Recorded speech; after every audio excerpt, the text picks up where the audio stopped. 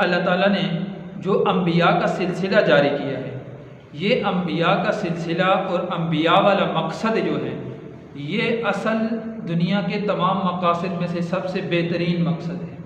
دنیا میں ہر انسان اپنی محنت لے کر، اپنا مقصد لے کر، اپنا ایک ٹارگٹ متعین کر کے ایک محنت کرتا ہے، اور اس محنت کے لیے انسان اپنا مال بھی لگاتا ہے، اس محنت کے لیے انسان اپنی جان بھی لگاتا ہے، اور اس محنت کے لیے وقت تو خرچ ہوتا ہی ہے۔ اور جس کام میں، جس شعبے میں انسان محنت شروع کرتا ہے، اس کام، اس شعبے کے جو پائے کے لوگ ہوتے ہیں اس کی نظر میں، اگر اس کے خاندان میں اس شعبے کا کوئی بندہ ماہر ہو تو وہ اس سے مشورہ کرتا ہے، اگر خاندان کا کوئی بندہ ماہر نہ ہو، باہر کا کوئی بندہ ماہر ہو، تو اولاً اس سے رابطہ کرنے کے لیے بیچ میں کوئی واسطہ ڈالتا ہے کہ اس سے رابطہ کر کے میں اپنے شعبے کے بارے میں مشاورت کروں اور میں اپنے شعبے کو اچھے سے اچھا چلانا چاہوں۔ کوئی بھی انسان ہے وہ اپنا نقصان نہیں چاہتا۔ تو انسان کے مقاصد ہوتے ہیں، اور سب سے بہترین جو مقصد ہے وہ انبیاء کرام علیہم الصلاۃ والسلام کا مقصد ہے، اور انبیاء کا جو مقصد ہے وہ تعمیر انسانیت کی فلاح کا مقصد ہے، اور انسانیت کی حقیقی کامیابی کا مقصد ہے۔ کامیابی تو ہر انسان چاہتا ہے، اور انسان اپنے ذہن کے مطابق کامیابی چاہتا ہے، کیونکہ انسان کی عقل محدود ہے۔ انسان دنیا میں آیا ہے تو دنیا کو سب کچھ سمجھ کر اسی کے پیچھے لگ پڑا ہے، اس لیے انسان اپنی عقل کے مطابق، اپنے ذہن کے مطابق کامیابی چاہتا ہے۔ اور انبیاء کا جو مقصد ہوتا ہے، انبیاء کا مقصد یہ ہے کہ انسان اللہ رب العزت کی بارگاہ، اللہ رب العزت کے قوانین، اللہ رب العزت کی چاہت کے مطابق کامیاب ہو جائے۔ یہ انبیاء کا اصل مقصد ہے۔ اس انبیاء کے مقاصد میں اگر بات کی جائے تو حضرت آدم علیہ السلام، جن کا ابھی تذکرہ ہوا ہے، وہ سب سے پہلے اس دنیا میں آنے والے انسان ہیں، اور پہلے انسان ہی کو اللہ نے نبی بنا کر بھیجا ہے، اور نبوت کی ابتدا وہاں سے ہوئی ہے۔ پھر لگ بھگ 1.25 لاکھ انبیاء آئے ہیں، اور اس کے بعد آپ علیہ الصلاۃ والسلام کو بھی اللہ تعالیٰ نے نبی بنا کر اور امام الانبیاء بنا کر بھیجا، اور آپ علیہ السلام پر نبوت کو اللہ نے ختم فرمایا۔ اور اب اس ختم نبوت کے صدقے انسانوں کو اللہ تعالیٰ نے ذمہ داری دی ہے۔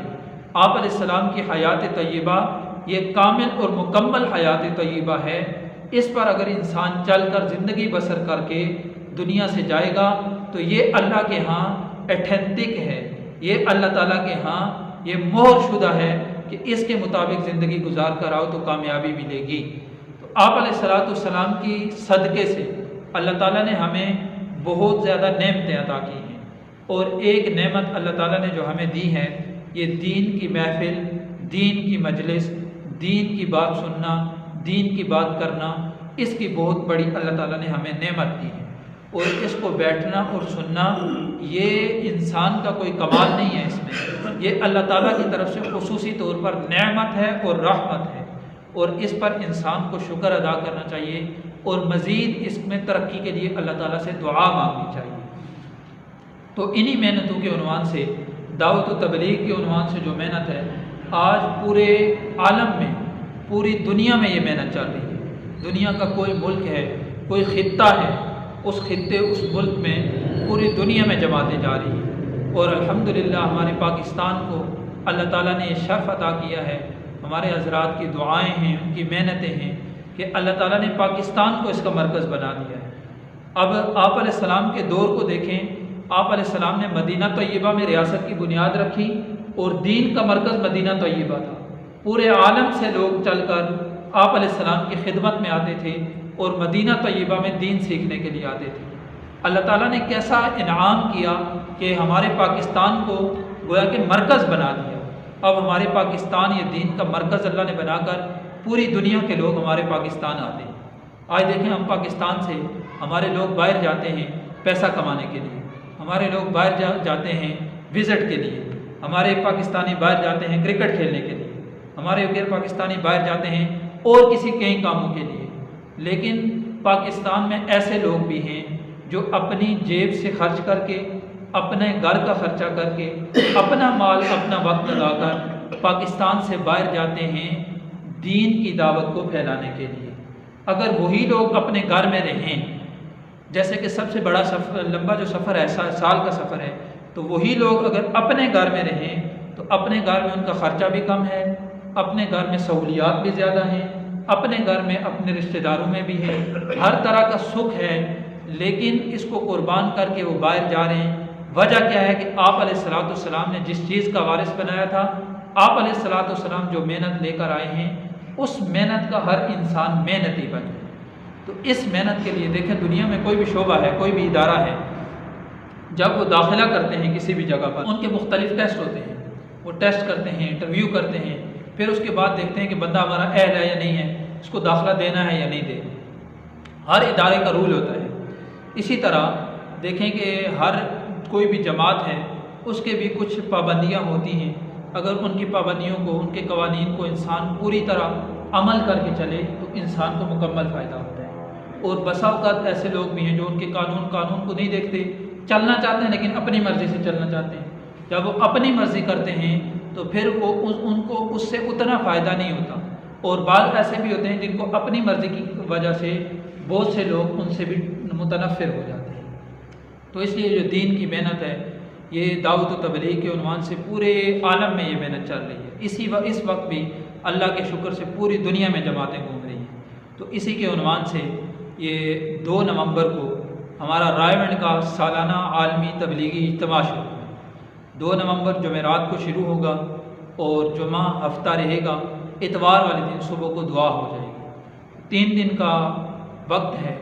ہم دیکھیں آج اگر ہمارے ہاں کہیں فوتگی ہو جائے تو کہیں سے مصروف ترین کوئی دفتر والا بندہ ہو، وہ بھی فوتگی پہ چھٹی کرتا ہے۔ اگر کوئی شادی کا مسئلہ ہو تو شادیوں پہ ہفتوں کی چھٹیاں لے لی جاتی ہیں۔ کوئی بھی اہم کام ہو، فوتگی ہو جائے، شادی ہو جائے، کہیں اگر سیر کے لیے جانا ہے، تفریحی دورہ ہے، تو اس کے لیے ہم چھٹیاں لیتے ہیں۔ یہ ہماری ترجیحات ہیں، لیکن ہم نے ترجیحات میں دین کو آگے رکھنا ہے۔ اگر ہم دین کو ترجیحات میں آگے رکھیں گے تو باقی معاملات اللہ تعالیٰ ہمارے آسان کر دیں گے، عافیت فرما دیں گے۔ اس سے جو حضرات بیٹھے ہیں وہ اپنی ذات سے ادھر تہیہ نیت کر لیں کہ کچھ بھی ہو جائے ہم چھٹی لیں گے، کسی بھی ادارے سے درخواست لکھ کر کسی بھی طریقے سے چھٹی لیں گے اور اس میں بھرپور محنت کر کے بھرپور اس میں شرکت کریں گے۔ دیکھیں وہاں ویسے میں نے عرض کیا کہ کسی بھی شعبے کا بڑا انسان ہوتا ہے، اس سے انسان مشورہ کرتا ہے، مشورہ کر کے کوئی کاروبار شروع کرتا ہے، کوئی بھی چیز۔ تو یہاں پر دینی تحریک جو ہے، دین کے جو بزرگ حضرات یہاں پر موجود ہوتے ہیں، ایسے حضرات ہیں جن کی زندگیاں دین میں لگی ہیں، جن کی زندگیاں مراکز میں، مدارس میں زندگیاں گزر گئی ہیں۔ 70 سال، 80 سال، 90 سال کی زندگی ہے، داڑھی سفید ہو گئی ہے، دین کی محنت میں لگ گئی ہے۔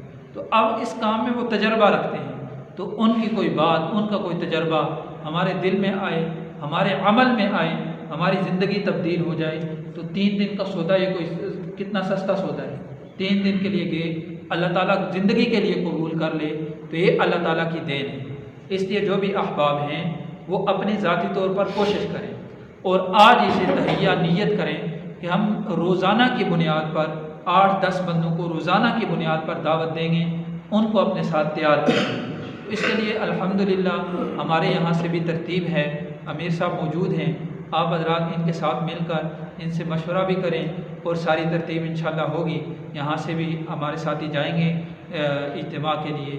تو جمعرات کو شروع ہے، جو اتوار کو دعا ہوگی، تو 3 دن 4 دن ہیں، تو اس میں ابھی بھی وقت ہے، یعنی آج اتوار ہے تو 3-4 دن باقی ہیں۔ آپ اپنے گھر میں مشورہ کریں، اس کی دعوت چلائیں اور زیادہ سے زیادہ تاکہ لوگ آگے دین کی دعوت میں لگیں، تو اس کا ہمیں اجر ملتا رہے گا۔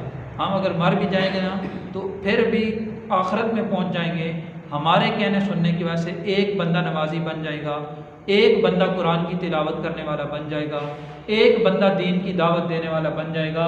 وہ جب تک واسطہ وسیلہ بنتا رہے گا تب تک اس سب کا ثواب برابر کا برابر ہمیں ملتا رہے گا۔ تو کتنا سستا سودا ہے۔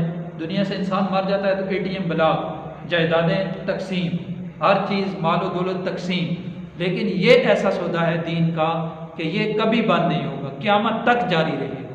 تو اس کے لیے کوئی کریں گے سارے حضرات کوشش، اللہ عمل کی توفیق۔